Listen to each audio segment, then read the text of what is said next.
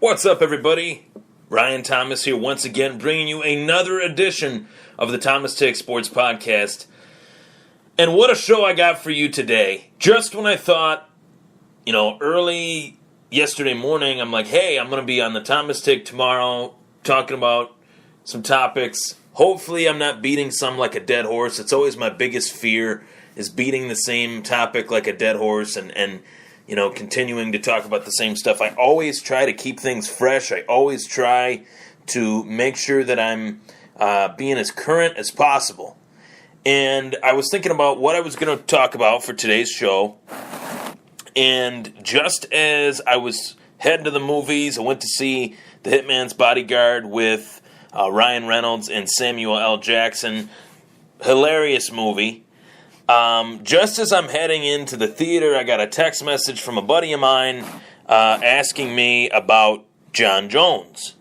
And I thought that he was referring to his last suspension. I had no idea that Jon Jones had been suspended or had tested positive, I should say, for anabolic steroids, for an illegal substance. Performance-enhancing substance in this scenario. I thought he was referring to the last time. So, obviously, I've been watching the sport of mixed martial arts for a long time, since I was a little kid. Since I was a little kid, I watched boxing. I'm a huge combat sports fan, and I really enjoy covering it, writing articles pertaining to the sport. And on a weekend that is supposed to be the best weekend in recent memory, maybe of all time, for the sport of mixed martial arts and for the sport of boxing, sharing that same limelight, once again, Jon Jones wrecked it. He whether we want to admit it or not, he put a dent in the weekend, in the fight weekend. As we got Floyd Mayweather taking on Conor McGregor Saturday night at T-Mobile Arena in Las Vegas. August 26th, it's been known since June 14th. So June 14th, that fight is announced. The next big fight was Daniel Cormier and Jon Jones in the sport of MMA. And then this fight, is finally here. And 3 days before the fight, we have this news that Jon Jones tested positive for a steroid on August 28th. It was on a July 28th sample, which was the day of the weigh-ins, the day before his bout on July 29th with Daniel Cormier, a fight that the UFC light heavyweight belt was put on the line, in which Daniel Cormier was the defending champion, Jon Jones the challenger, and DC lost the fight. At the time, we all thought fair and square. We thought Jon Jones, finally, the mighty comeback, the comeback of all ages, the comeback of MMA, the comeback, the greatest comeback in MMA we were about to witness. We're going to witness another reign of Jon Jones. The UFC desperately needed him back. MMA desperately needed him back. And it was a breath of fresh air to see Jon Jones, after a 2-year layoff, mind you, for another suspension, to come back in one fight in 2 years. To come back and win that fight was huge for the sport of MMA. And now, realistically, I believe, whether or not Jon Jones' career is over or not, we always get asked that question now. That's the main question. Will Jon Jones' career be over? Will he continue to fight? Will he fight ever again? I really don't care. I really don't care.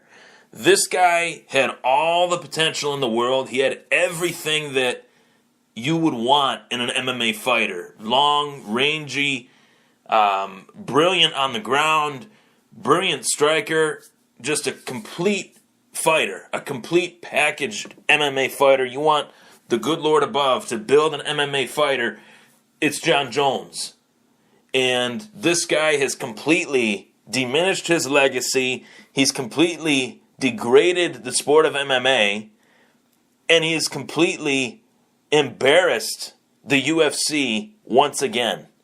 And I want to play a little bit of, I want to do a little bit of what would I do if I was Dana White on the first part of this show.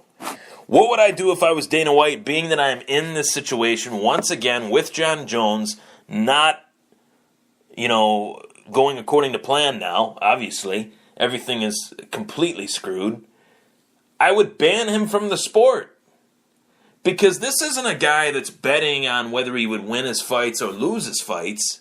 This is a guy that is willingly taking performance enhancers, knowing that he is fighting another human being.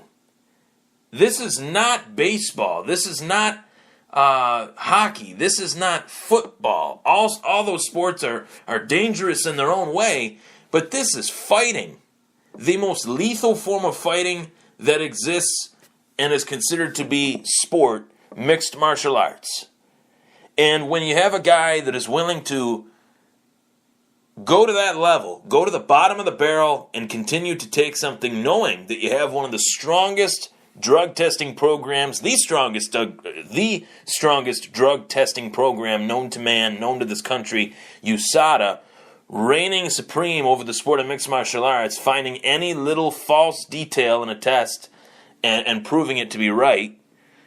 Junior Dos Santos was just tested positive before his fight with Francis Ngannou, which is in September.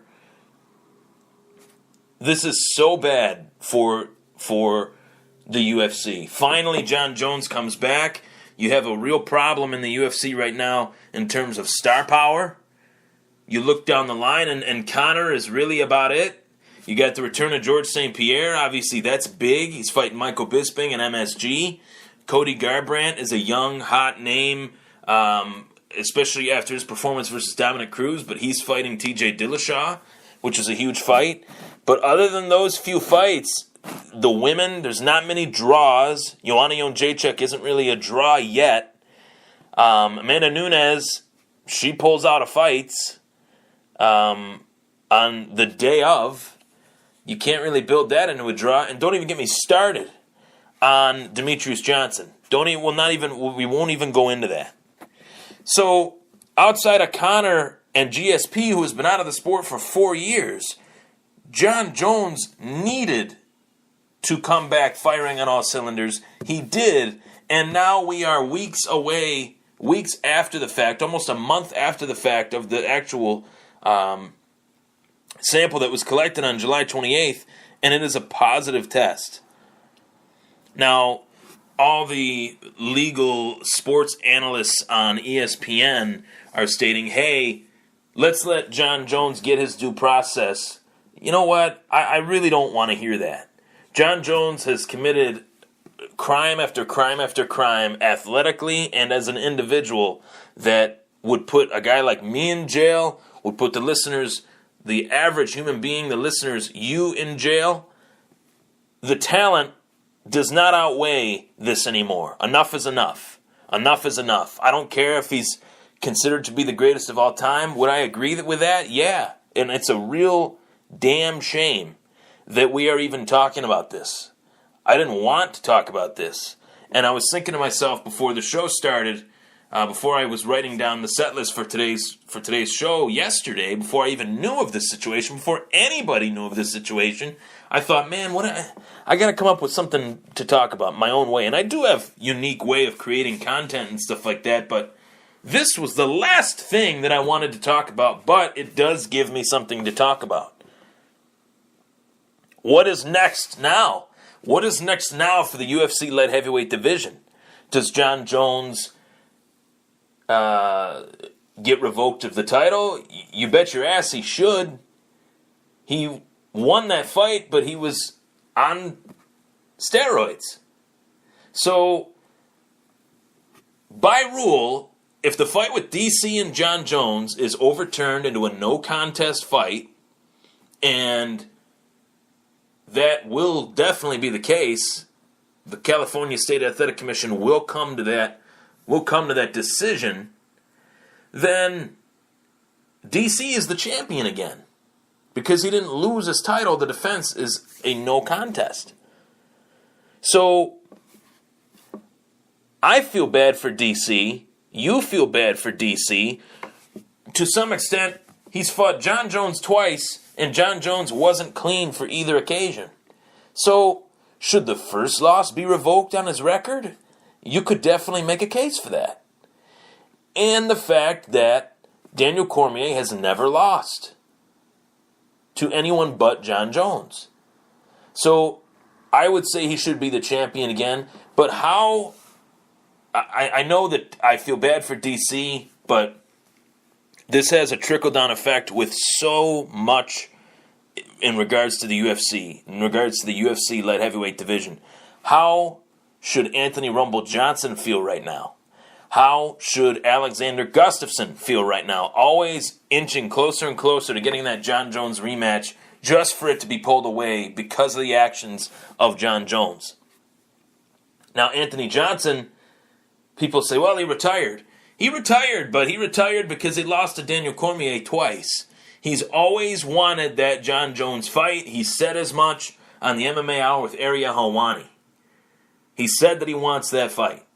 And I think we would have been close to getting it. Dana White laid out plans for Jon Jones that were in the works. A champion versus champion fight with UFC heavyweight champion Stipe Miocic in Detroit at the Little Caesars Arena, the new sports arena in Detroit. The Joe is probably going to be torn down within the year, which, that sucks. As a sports fanatic, I'd never been to that arena, and I'd always wanted to go, and I've seen it, in person. I thought, man, that's pretty nice, and, it's got so much history, yada, yada, yada, but not to get off topic, but that would have been a huge fight. December 2nd, I think it would have been UFC 218 in Detroit, and now here we are. Now here we are where we have no idea what the hell is going on. I can't even give you guys any speculation. My only way of speculating is that DC versus Jones 2 should be ruled a no contest. This fight should be overturned by the California State Athletic Commission, and DC should be the champ. Or, if DC is not going to be the champ, put the belt in the vacancy again, make it vacant, and have DC fight Alexander Gustafsson again for it. But being that DC was the champ, I truly believe that he will become the champ again based on the fact that the fight was ruled a no contest. Based on the fact, I should say, that the fight should be ruled a no contest. I can't believe this. I really can't. This is a huge stain on the sport of MMA. And realistically, thinking back, this has been a better year for boxing than it has been for MMA. Much better year for boxing. You have two of the biggest fights of the year in boxing, Mayweather-McGregor boxing, and Canelo versus Triple G boxing. There's really been no draws inside MMA because of the fact McGregor is leaving the octagon to fight Mayweather in a boxing ring. So besides McGregor, as I said in the beginning, there's really not much out there. The UFC is putting all their chips down for UFC and MSG2, as I like to call it, UFC 217. There's probably going to be as many as 3, maybe 4 title fights on that card.